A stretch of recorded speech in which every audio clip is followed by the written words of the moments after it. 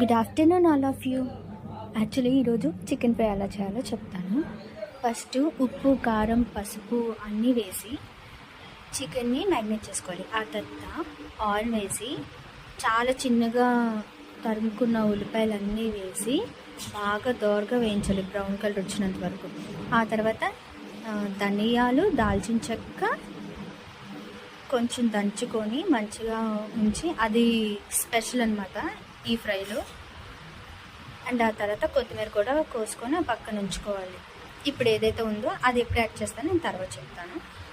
First ఉల్లిపాయలన్నీ మంచిగా బాగా వేగిపోయిన తర్వాత కొంచెం అల్లం వెల్లుల్లి పేస్ట్ అందులో వేసుకోవాలి. అల్లం వెల్లుల్లి పేస్ట్ వేసుకున్న తర్వాత అప్పుడు చికెన్ కూడా వేసి మంచిగా ఫ్రై చేసుకోవాలన్నమాట.